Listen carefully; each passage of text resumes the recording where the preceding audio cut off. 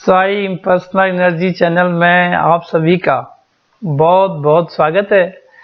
प्रत्येक मनुष्य को जन्म से लेकर मृत्यु तक की यात्रा में अनेकों परीक्षाओं से गुजरना पड़ता है। जीवन के प्रश्नों का हल जानने के लिए जब स्वयं के प्रयास विफल होने लगते हैं तो मनुष्य जानकार की खोजबीन का प्रयास करने लगता है। अनेकों गुरुओं के पास जाता है परंतु उस प्रश्न का सार्थक हल नहीं मिल पाता। वास्तविकता यह है कि मूल प्रश्न की समझ ही नहीं होती है। जब प्रश्न ही सही नहीं होगा तो सही उत्तर कैसे प्राप्त होगा। आज हम मानव जीवन के मूलभूत प्रश्न को हल करने का प्रयास कर रहे हैं। इसके लिए हमने संतों महापुरुषों की वाणियों का सहारा लिया है। अपनी तरफ से कोई भी सुझाव या तर्क प्रस्तुत करने में पूर्ण संकोच किया है, क्योंकि हमारा मकसद प्रत्येक इंसान को उसके आध्यात्मिक पक्ष को उजागर करना है, जिससे कि वो भक्तिपूर्वक आनंद से युक्त जीवन यात्रा संपन्न कर सके। हमारा पूर्ण विश्वास है कि यह अति दुर्लभ वीडियो आपको अपने आध्यात्मिक जीवन में आगे बढ़ने के लिए मोटिवेशन का कार्य करेगी। आध्यात्मिक वीडियो देखने के लिए अगर आपने इस चैनल को अभी तक सब्सक्राइब नहीं किया है तो पहले वो कर लीजिएगा। संपूर्ण जीवन एक परीक्षा है। अपने जीवन के प्रश्नों को हल करने के लिए हमें संसार रूपी परीक्षा कक्ष में आना पड़ता है। जब तक जीवन है, अनेक प्रश्नों के उत्तर देते देते एक दिन वह समय भी आ जाता है जब जीवन रूपी उत्तर पुस्तिका को छीन लिया जाता है। अब परीक्षक हमारी उत्तर पुस्तिका का मूल्यांकन करके पास या फेल घोषित करता है। अब समझते हैं कि पास या फेल होना क्या है। मृत्युलोक में बार बार जन्मना और मरना ही जीवन की परीक्षा में फेल होना है। अगर व्यक्ति जीवन के मौलिक प्रश्नों का उत्तर ठीक ठीक नहीं दे पाता तो उसे बार बार जन्म लेना पड़ता है।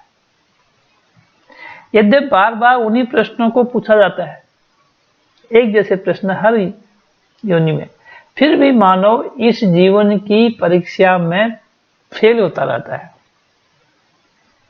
हमारे धर्मशास्त्र ने सुझाया है कि 84 लाख योनियां जीव को भटकाने के लिए बनी है।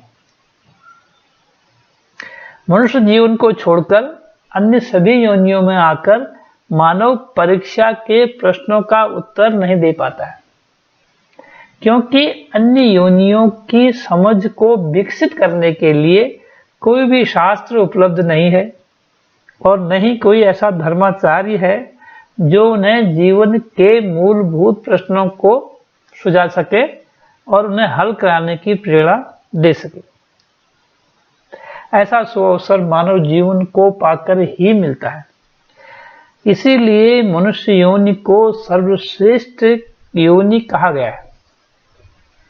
संत गोस्वामी तुलसीदास जी ने कहा है, बड़े भाग्य मानुष तन पावा, सुर दुर्लभ सद ग्रंथ ही गावा, साधन धाम मोक्ष कर द्वारा, पाइन जेहि परलोक सवारा। अब प्रश्न यह है कि मनुष्य के सामने वह कौन से प्रश्न हैं जिनका उत्तर ठीक ठीक न देने पर उसे पुनः पुनः मृत्युलोक में आना पड़ता है, बार बार जन्म लेना पड़ता है। इसके समाधान में संत कबीर जी ने कहा है कि कबीरा एक न जानिया तो सब जाने का होय, एक ही ते सब होत है, सब ते एक न होय। इस प्रकार वह प्रश्न बहुत नहीं केवल एक है और वह अनिवार्य प्रश्न है, कंपल्सरी।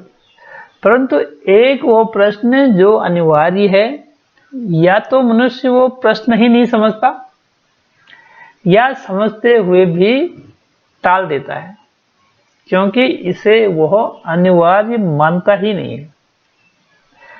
यद्यपि यह प्रश्न जीवन के तमाम प्रश्नों में अति महत्वपूर्ण है।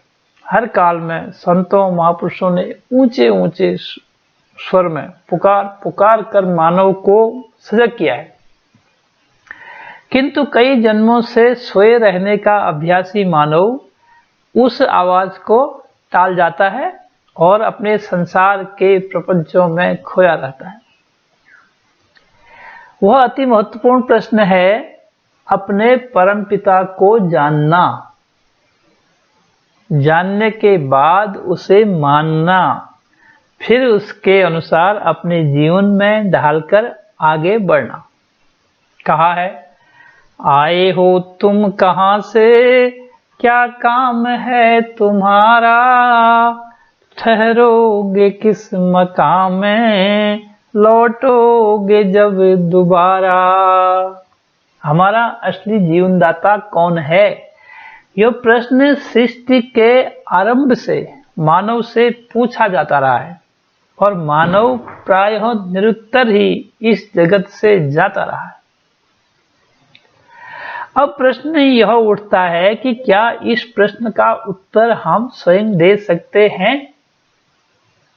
गंभीरता से सोचने पर पता चलता है कि इस प्रश्न का उत्तर हम स्वयं कदापि नहीं दे सकते हैं। जैसे बिना दर्पण के हम अपना चेहरा स्वयं नहीं देख सकते, उसी प्रकार बिना गुरु के हम इस प्रश्न का उत्तर नहीं दे सकते। संत कबीर जी ने स्पष्ट संकेत दिया है, माया दीपक नर पतंग, भ्रमि भ्रमि युवे पड़न, कह कबीर गुरु ज्ञान ते, एक आधे उबरंत। अब प्रश्न यह है कि गुरु किसे माने, क्योंकि गुरुओं की तो कतार बड़ी लंबी है, पर कबीर जैसे संतों ने यहां भी मार्गदर्शन किया है। अनहद का गुरु जब मिले, तो मिले ठिकाना ठौर। हद के तो गुरु सभी मिल जाएंगे, इनकी सीमा है, ऐसा करो वैसा करो, ये है वो है। पर अनहद का, क्योंकि ये परमात्मा अनहद है, जैसी कोई सीमा नहीं है, अनहद का गुरु अगर मिल जाता है तो ये बात सॉल्व, ये प्रश्न हल हो सकता है। साधारण शब्दों में कहा जा सकता है कि जो हमारी जन्म जन्मांतरों की प्यास को मिटा दे, जो जीवन के संपूर्ण प्रश्नों को हल करा दे, जो हमारी संपूर्ण जिज्ञासाओं का शमन कर दे, वही गुरु कहलाने का अधिकारी है, वही गुरु सर्वश्रेष्ठ है। तभी कबीर जी आए कहते हैं, गुरु गोविंद दो खड़े, काके लागू पाए, बलिहारी गुरु आपने, गोविंद दियो बताए। संत ने तो इससे भी आगे बढ़कर कहा है, हरि से जान तू हेत कर, हरिजन से कर हेत, हरि तो सब कुछ देत है, हरिजन हरि ही देत। हरिजन अर्थात हरि को जानने वाले हरि से ही हमारा पल्ला जोड़ देते हैं। जो इस परिपूर्ण परमात्मा को जानेगा वही तो जोड़ पाएगा, इसीलिए गुरु महान है। वास्तव में जब ज्ञान हो जाता है तो ज्ञान दृष्टि यह सच्चाई स्वीकार कर लेती है कि गोविंद और कोई नहीं, गुरु ही गोविंद है। तुलसीदास जी कहते हैं, सोई जानई जेहि देहु जनाई, जानत तुम ही होई जाई। अर्थात हे प्रभु, आपको तो वही जान सकता है जिसे आप स्वयं बताते हैं, और जानने के बाद वह सदा के लिए आपका ही हो जाता है। गुरु कृपा को बयान नहीं किया जा सकता, यह तो ऐसा ही है जैसा सूरज को दिया दिखाना है। असल बात तो यह है कि गुरु की महिमा को, गुरु की कृपा को बाहर से अनुभव नहीं किया जा सकता। इसे तो उसके द्वारा ज्ञान चक्षुओं से ही समर्पित होकर समझा जा सकता है। जिस प्रकार दीपक की महत्ता उसकी रोशनी से है। अगर दीपक में रोशनी नहीं है तो फिर दीपक किस बात का। इसी प्रकार गुरु की महत्ता उसके द्वारा प्रदत्त ज्ञान से है। शरीर का सम्मान कभी नहीं हुआ है और न होगा। अगर ऐसा होता तो मृत्यु के बाद इसे जलाया या दफनाया नहीं जाता। देह में विराजित उस देही को सम्मानित किया जाता है जो अपने स्वरूप को जानकर आनंद में रहती है तथा औरों को भी संपर्क में आने पर आनंदित करती है। सब घट मेरा साइया, खाली घट नहीं कोई, बलिहारी उस घट की जामे प्रगट होई। इस प्रकार हम कह सकते हैं कि जीवन की परीक्षा में उत्तीर्ण होने के लिए गुरु की आवश्यकता है और गुरु के द्वारा की जाने वाली भक्ति ही एकमात्र इस प्रश्न का उत्तर है, जिसे न ले पाने के कारण इस संसार में बार बार जन्मना और मरना पड़ता है। अतः ईश्वर को गुरु के माध्यम से जानना ज्ञान है। जानकर इसकी भक्ति करना ज्ञान को सुदृढ़ करने का, ज्ञान पर टिके रहने का तरीका है। ज्ञान के माध्यम से जीवन के सभी प्रश्नों का उत्तर दिया जा सकता है। ले चाबी जो ताला खोले वही किस्मत वाला है, और आत्म कल्याण की दिशा में आगे बढ़ा जा सकता है। अपना अमूल्य समय निकालकर वीडियो देखने के लिए आप सभी का बहुत बहुत दिल से धन्यवाद। यदि इस वीडियो से आपको कुछ प्राप्त हुआ है और इसी प्रकार अधिक से अधिक आध्यात्मिक वीडियो देखने के लिए, हमारे मोटिवेशन के लिए इस चैनल को लाइक, शेयर और दिल से सब्सक्राइब कीजिएगा। I love you all.